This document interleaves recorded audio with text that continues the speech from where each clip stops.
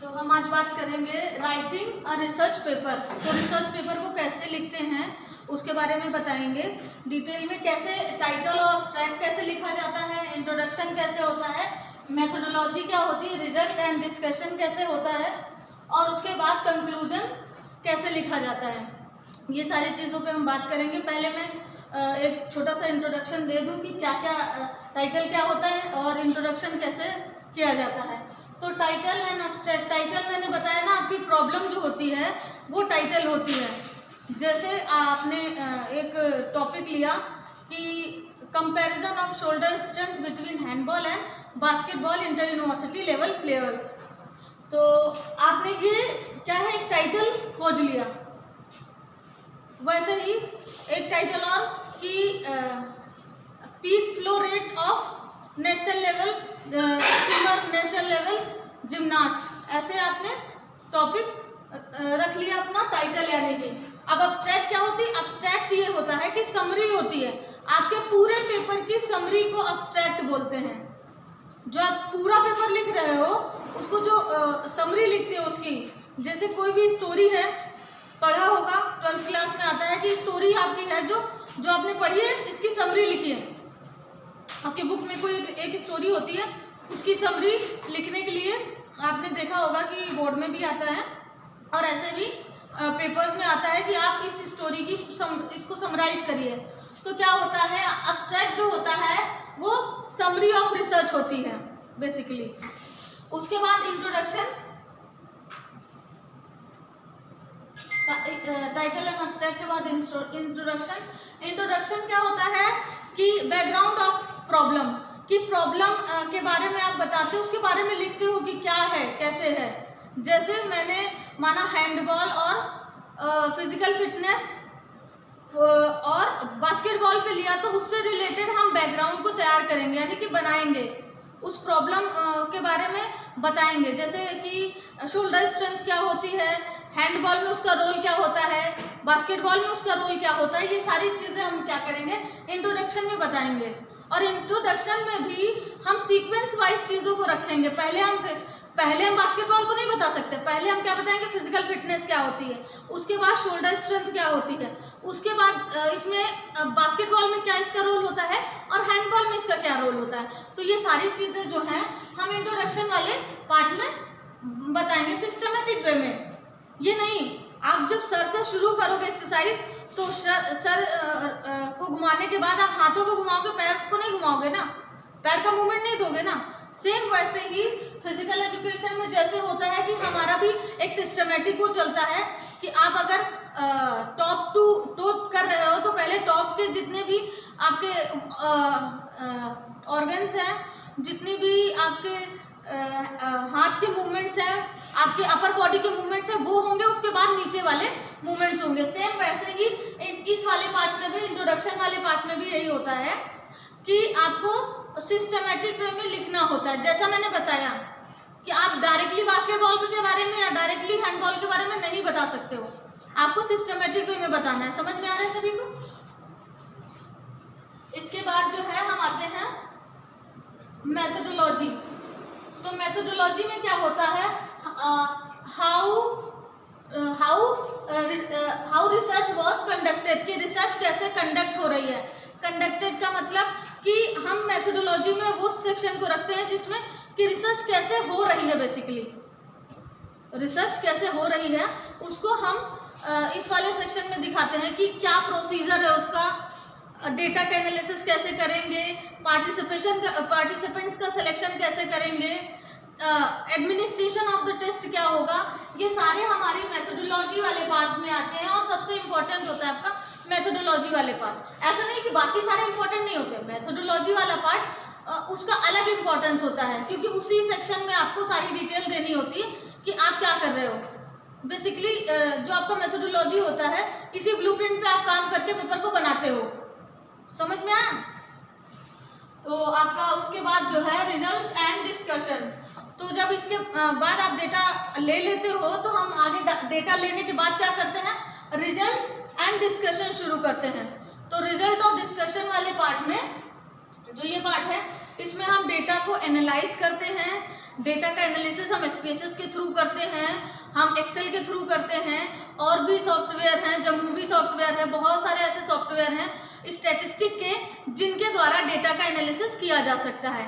तो रिजल्ट, पहले रिजल्ट हम उधर वो करते हैं, फिर रिजल्ट का डिस्कशन करते हैं। जो रिजल्ट आया हमारा उसको हम लिखते हैं कि क्या आया, कोई सिग्निफिकेंट डिफरेंस है कि नहीं है, कुछ उसमें डिफरेंस निकला है कि नहीं, कोई रिलेशनशिप है कि नहीं है, ये सारी चीज़ें हम डिस्कशन वाले पार्ट में बताते हैं। समझ में आ रहा है सभी को? और डेटा का फाइंडिंग्स भी इसी में ढूंढते हैं। आपका रिजल्ट वाले पार्ट में ही फाइंडिंग और इंटरप्रिटेशन होता है, डेटा इंटरप्रिटेशन, डेटा का को रखते हैं, उसका इंटरप्रिटेशन करते हैं। और कंक्लूजन वाले पार्ट में जो है आपका समरी एंड फ्यूचर स्कोप। तो कंक्लूजन वाले पार्ट में क्या होता है, समरी लिखते हैं कि जो हमारा डेटा इंटरप्रिटेशन किया, जो फाइंडिंग आई उसकी समरी, पूरे पेपर की समरी नहीं, वो आपने ऊपर लिख दिया, वो आपने एब्स्ट्रैक्ट वाले में लिख दिया। जो आपका रिजल्ट आया उसको समराइज करते हैं, उसकी समरी, और उसमें क्या फ्यूचर स्कोप है, यानी कि हम फ्यूचर में वो अगर करें हैं तो उसका कुछ तो बेनिफिट होगा ना समाज को, स्पोर्ट्स को। तो उस फ्यूचर स्कोप के बारे में, या फ्यूचर में इस पे और भी कैसे किस तरीके से रिसर्च की जा सकती है और किन किन एरिया पे इस पे काम किया जा सकता है, उस फ्यूचर स्कोप पे हम बात करते हैं और लिखते हैं कंक्लूजन वाले पार्ट में। रेफरेंसेस वाले पार्ट में क्या होता है, साइटिंग सोर्सेस करेक्टली। जो हम सोर्स, जैसे अब पेपर हम बनाते हैं तो खुद से तो हम सारा बना नहीं लेंगे, हम किसी का देखेंगे, रेफरेंस लेंगे ना।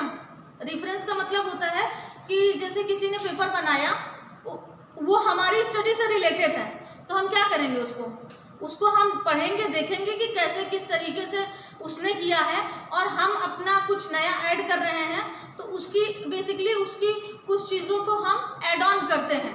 तो जब जैसे हम इंट्रोडक्शन लिख रहे हैं तो इंट्रोडक्शन में क्या करते हैं, रेफरेंस देते हैं कि ये हमने लाइन यहाँ से कोड की है, इस पेपर से, इस राइटर के उससे, या इस रिसर्च पेपर से, और इस रिसर्च जो इसके ऑथर हैं उनका नाम डालते हैं, और यहाँ से हमने इसको क्या किया है, रेफरेंस लिया है। तो वहाँ पे इंट्रोडक्शन में ये डालते हैं। कोई भी लाइन कोड करते हैं और किसी और की आपने कोड करी है तो उसका आपको रेफरेंस देना पड़ेगा, उसका नाम डालना पड़ेगा, अदरवाइज वो आपका कॉपीराइट में आ जाएगा। समझ में आया? तो ये है बेसिकली इतना, जो पेपर का कैसे स्ट्रक्चर तैयार करते हैं वो आप बताते हैं कि पेपर जो है आगे कैसे बनाते हैं, एक दूसरे उस पर चलेंगे और हम देखेंगे उस पेपर को देखेंगे कि कैसे हम पेपर को बनाते हैं, कंस्ट्रक्ट करते हैं, उससे आपको ज़्यादा समझ में आएगा कि कैसे पेपर बनेगा। तो जो पेपर है आपका, comparison of shoulder strength between basketball and handball inter university level players. तो ये आपका क्या है, टाइटल है, मैंने बताया था ना, टाइटल है।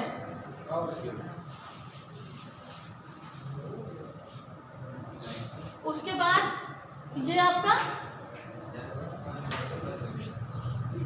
इंट्रोडक्शन है। इंट्रोडक्शन समरी वाला पार्ट जो है वो समराइज, आप जब पूरा पेपर लिख लेते हो तब समराइज करते हो।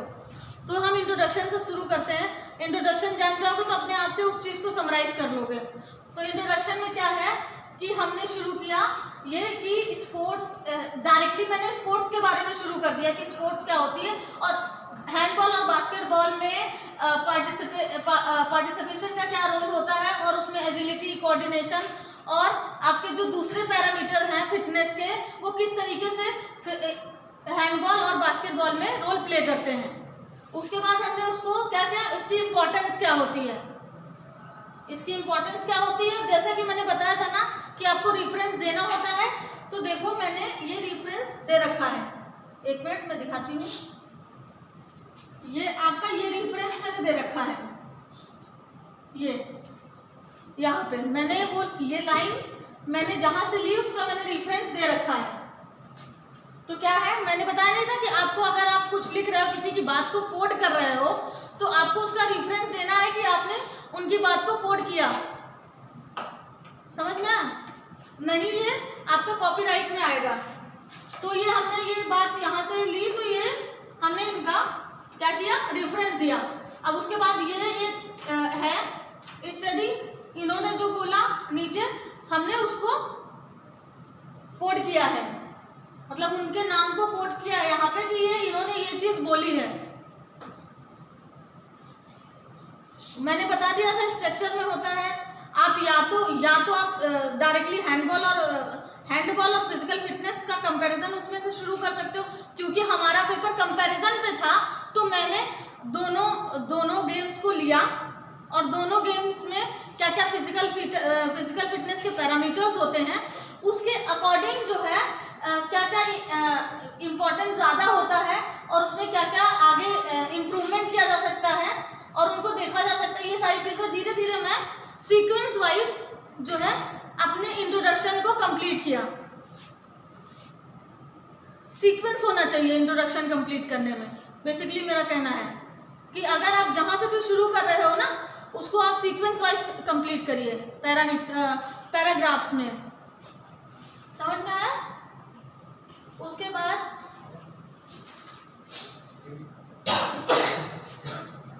ये है आपका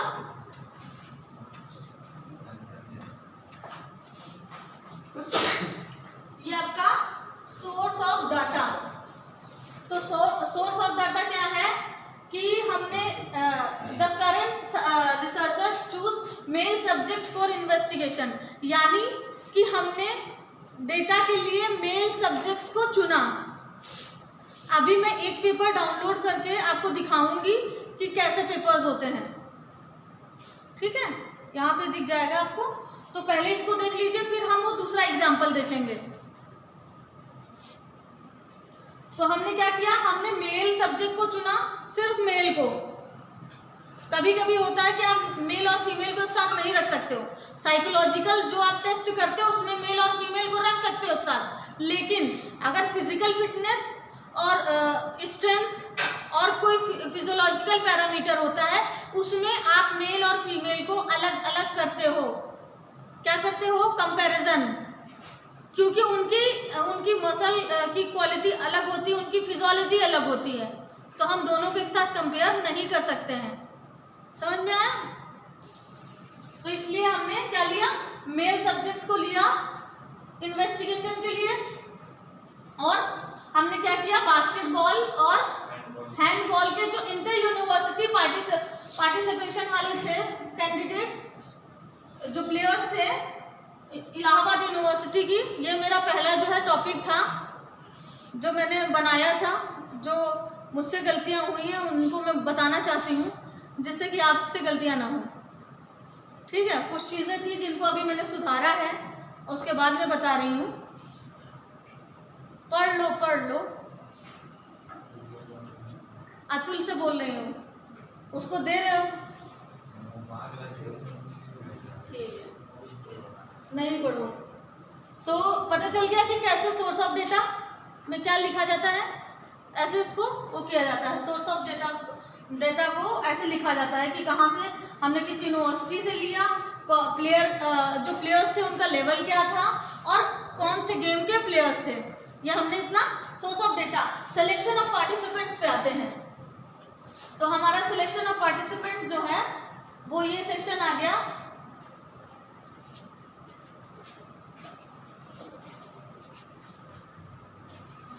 आपका ये सिलेक्शन ऑफ पार्टिसिपेंट्स, तो 15 मैंने बताया पहले ही बास्केटबॉल के और 15 हैंडबॉल के प्लेयर्स को हमने जो है एज अ पार्टिसिपेंट चुना। Selection of subjects, selection of participant को सिलेक्शन ऑफ सब्जेक्ट भी बोलते हैं, तो कंफ्यूज नहीं होना कभी कहीं लिखा हो तो। उसके बाद उनकी एज क्या है ये हमने मेंशन करा सिलेक्शन ऑफ पार्टिसिपेंट्स में कि उनकी एज क्या है, तो उनकी एज है 19 to 25 और उन्होंने इंटर यूनिवर्सिटी टूर्नामेंट 2015 से 17 में पार्टिसिपेट किया है। उन्हीं को हमने डेटा कलेक्शन के लिए उन्हीं को चूज किया है। समझ में आ रहा है यहाँ तक? Yes sir. ठीक है, नेक्स्ट आगे बढ़ते हैं।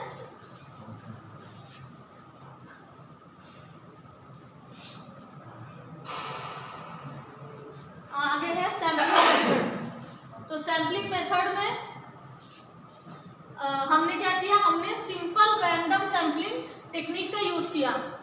जब आप पढ़ोगे आगे और तो आपको सैम्पलिंग टेक्निक्स आएंगी, तो कई सारी सैम्पलिंग टेक्निक्स होती हैं।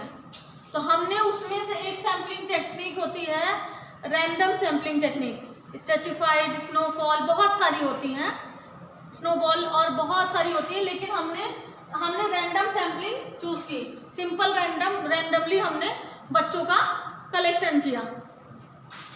कलेक्शन की बेसिकली कलेक्शन की टेक्निक होती है कि आपको पर्पसिव सैम्पलिंग पता है क्या होती है, कि आप अपने पर्पस के हिसाब से बच्चे का सिलेक्शन करते हो, तो वो पर्पसिव सैम्पलिंग हो गई।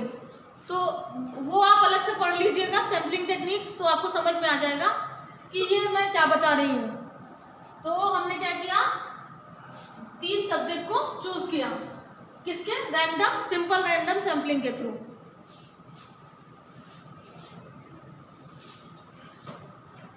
नेक्स्ट है equipment used for collection of data. ठीक है, कौन कौन से इक्विपमेंट्स का यूज किया कलेक्शन के लिए, डेटा के कलेक्शन के लिए कौन कौन से इक्विपमेंट का यूज किया जिससे हम अपने डेटा को कलेक्ट कर पाए। तो पहला क्या है, हाइट। हाइट को हमने किससे मेजर किया, स्टेडियोमीटर से। तो हमने यहाँ मेंशन किया है कि हाइट को हमने स्टेडियोमीटर से मेजर किया है। और उसके बाद दूसरा है वेट। वेट को हमने वेइंग स्केल से मेजर किया है। तो हमने यहाँ मेंशन किया है कि वेइंग स्केल से हमने वेट को मेजर किया है। वेट मशीन नहीं होती है, उसको वेइंग स्केल बोलते हैं।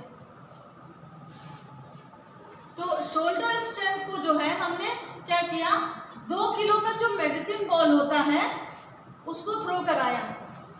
अब यही गलती थी मेरी, मैंने 2 किलो का मेडिसिन बॉल थ्रो कराया, तो शोल्डर स्ट्रेंथ देखने के लिए तो मैंने बैक से थ्रो कराया, वही दिक्कत हो गई। हमें फ्रंट से थ्रो कराना चाहिए था, क्योंकि हैंडबॉल और बास्केटबॉल में फ्रंट से थ्रो होता है। हमने बैक थ्रो करा दिया, इसलिए मेरा रिजल्ट जो है वो there have no significance difference आया, कि इन दोनों में कोई सिग्निफिकेंस डिफरेंस नहीं है। कंपैरिजन को मतलब इक्वल है। समझ में आ रहा है यहाँ तक। नेक्स्ट हमारा क्या है, procedure and administration of the test. तो हमारा एडमिनिस्ट्रेशन ऑफ द टेस्ट मैंने बताया था ना, प्रोसीजर और एडमिनिस्ट्रेशन ऑफ द टेस्ट, ये सबसे बड़ा आधार है कि कैसे किया आपने। तो क्या किया,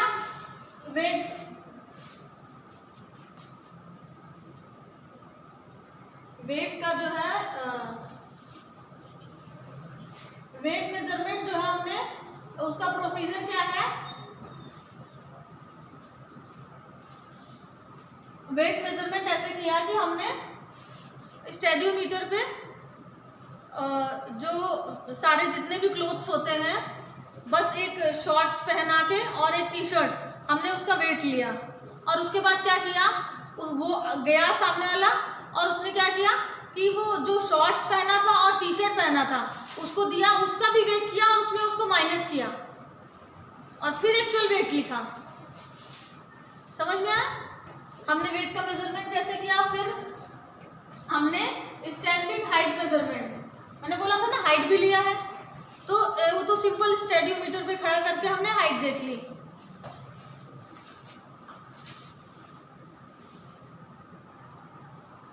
नेक्स्ट हमारा है आपका कि कैसे हमने मेडिसिन बॉल को थ्रो कराया और कैसे देखा, इसका एडमिनिस्ट्रेशन है। तो आपका 2 kg की मेडिसिन बॉल की डिस्क्रिप्शन ऑफ द टेस्ट है ये, कि कैसे कराया, पर्पस क्या था, purpose shoulder strength of the participant था। हम लिखते हैं सारी चीजें कि क्या पर्पस है। तो पर्पस है आपका to know the shoulder strength of participant, ये हमारा पर्पस है। प्रोसेस क्या है, तो प्रोसेस वही है कि हमने 3 ट्रायल दिए, उसके बाद हमने बैक थ्रो कराया, पकड़ा मैंने बॉल पकड़ाया और उसको बैक थ्रो कराया। उसके बाद स्टील टेप से, जो नॉन स्ट्रेचेबल टेप है, उससे उसके डिस्टेंस को मेजर किया। तो जब जैसे कोई भी चीज़ करते हैं तो मैंने मेडिसिन बॉल उल्टा थ्रो कराया इसलिए सिग्निफिकेंट डिफरेंस नहीं आया।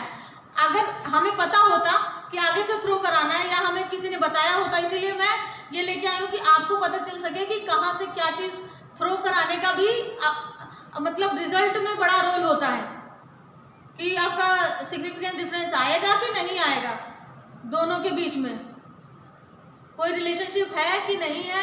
ये सारी चीज़ें जो हैं वो आपके जो आपने क्या बोलते हैं कि थ्रो कराया या फिर कोई टेस्ट का यूज़ किया, उस टेस्ट पे भी निर्भर करता है, आपका रिजल्ट उस टेस्ट पे भी निर्भर करता है। तो वो बहुत ज़रूरी होता है ये वाला पार्ट।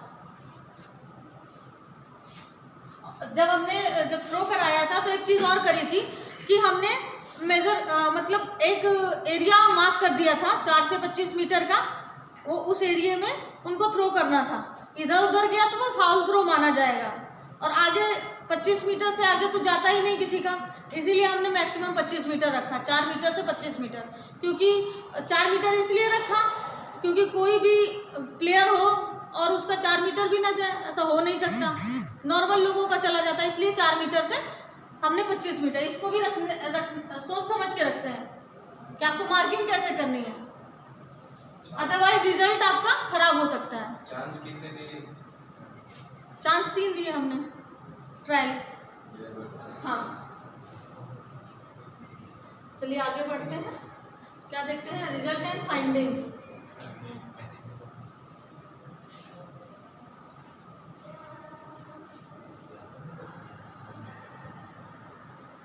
तो हमने रिजल्ट और फाइंडिंग देखी, और ये आपका स्टैंडर्ड डेविएशन है, ये मीन है, और ये जो मेन चीज़ है स्टैंडर्ड डेविएशन मीन, ये सारी चीज़ें SPSS, एक्सेल, ये सारे स्टैटिस्टिकल सॉफ्टवेयर होते हैं, टूल्स होते हैं, उनसे ये सारी चीज़ें निकाली जाती हैं।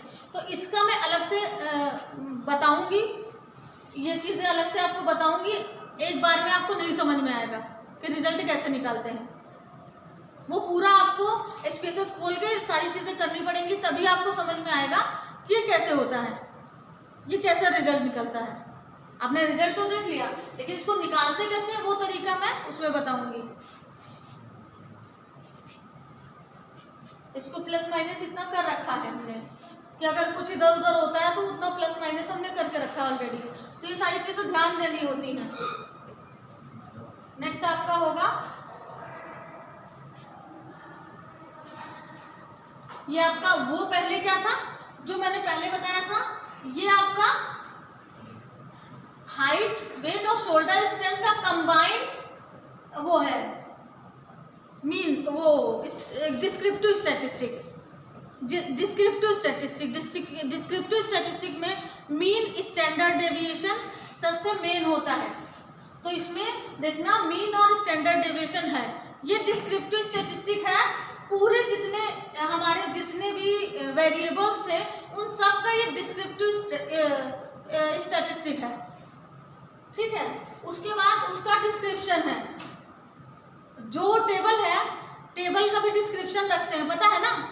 तो ये टेबल का डिस्क्रिप्शन है कि the above table 1 shows that the mean and standard deviation of shoulder strength score of handball and basketball player were, ये सारी चीजें आपको ऐसे लिखनी है जो वहां पे ऑलरेडी टेबल में मेंशन है, ये आपको उसको डिस्क्राइब करना है उस टेबल को। इधर समझ में आया।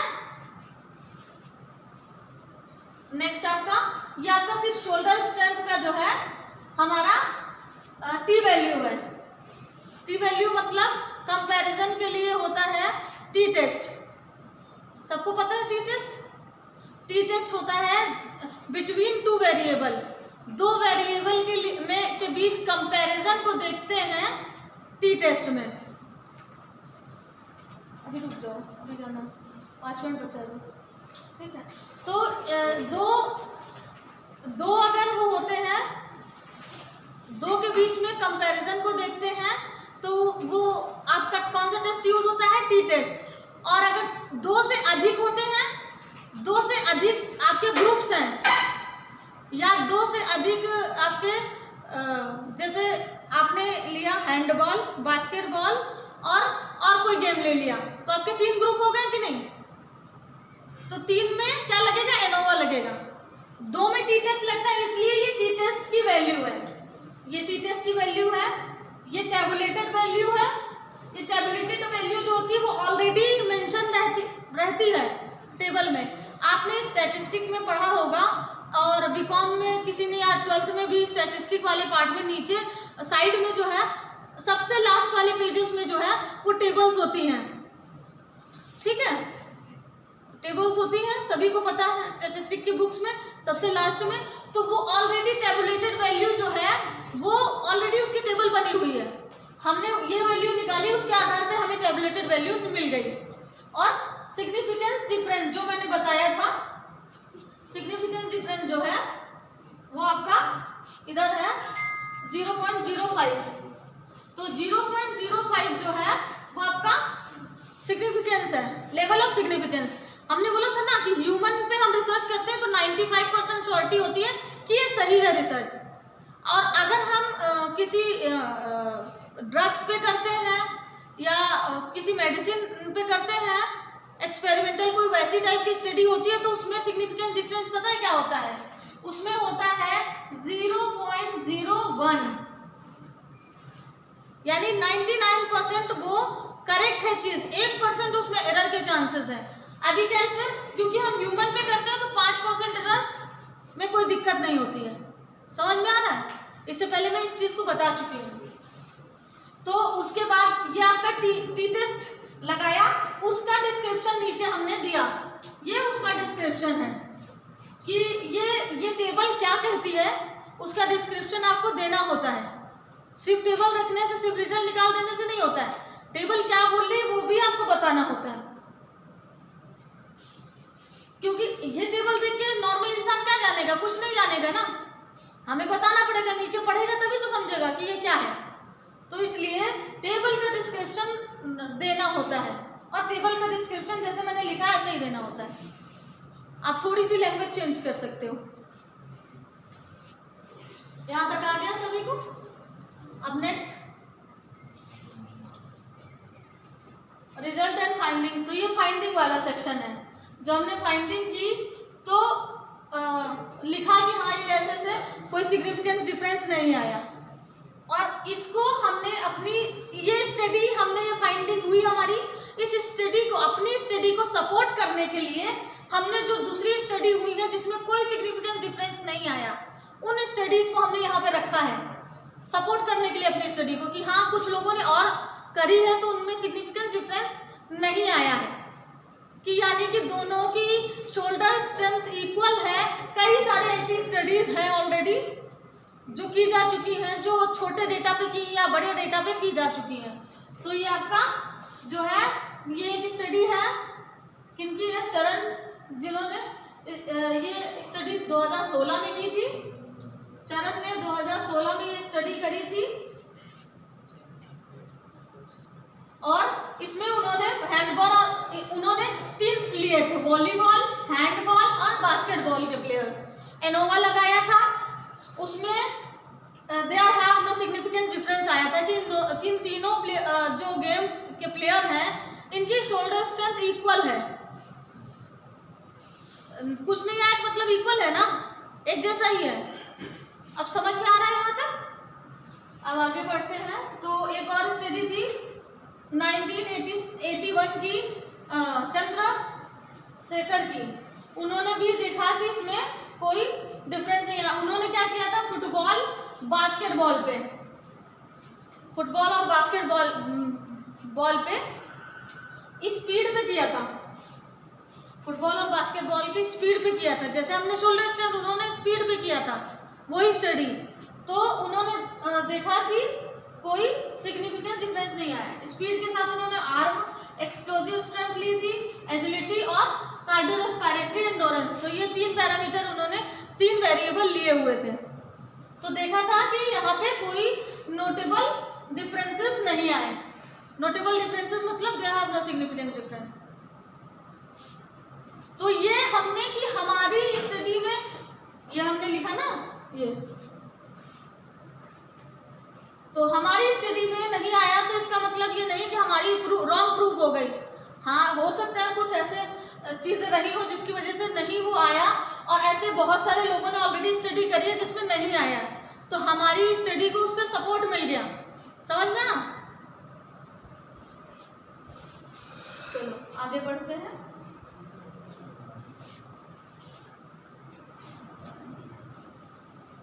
ये कंक्लूजन वाला पार्ट है। हमने जो रिजल्ट आया उसको हमने कंक्लूड किया है, दिखा है। Based on the finding of the study the following inferences were reached, basketball player have to have the same shoulder strength as handball players. ये मैं किसकी फाइंडिंग बता रही हूँ? अपना रिजल्ट जो निकाला है उसकी फाइंडिंग, उसकी हम कंक्लूजन बता रहे हैं, जो पूरा कंक्लूड किया है हमने। उसके बाद the statistical analysis of physical fitness component in the current study revealed that there was no significant difference in the parameter of shoulder strength between handball and basketball players of university of Allahabad Uttar Pradesh, and there have no significant difference between handball and basketball players. तो इतना आपको समझ में आ गया होगा। References कैसे लिखते हैं आप देख लो, इसका अलग से वीडियो बन सकता है और इसको आप अलग से पढ़ भी सकते हो। रेफरेंसेस को कैसे लिखते हैं उसका अलग तरीका होता है। एपीआई स्टाइल में लिखते हैं। एपीआई स्टाइल का मतलब पता है? एक मिनट। एपीआई स्टाइल जो है, एपीआई स्टाइल, एपीआई का फुल फॉर्म जो है वो होता है आपका अमेरिकन साइकोलॉजिकल एसोसिएशन।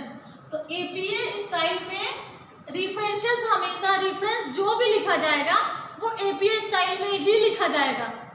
हम एपीआई फॉलो करते हैं क्योंकि हम आर्ट्स वाले हैं, साइंस वाले दूसरा स्टाइल फॉलो करते हैं, शिकागो और बहुत सारे स्टाइल्स हैं जो वो फॉलो करते हैं। हमारा क्या है? एपीआई में लिखा जाता है, हमारा रेफरेंस एपीआई में लिखा जाता है। तो ये हमारा ये रेफरेंस वाला है, इसमें आप एपीआई में इसको लिखोगे, एपीआई स्टाइल में। एपीआई का फुल फॉर्म है अमेरिकन, ये क्वेश्चन आता है, साइकोलॉजिकल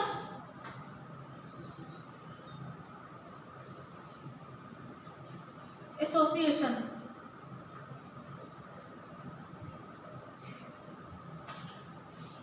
तो ये एपीआई जो है, एपीआई स्टाइल, इसी में जितनी भी आर्ट्स की स्टडीज होती हैं, ह्यूमैनिटीज की होती हैं, सब एपीआई स्टाइल में इसका रेफरेंस लिखा जाता है।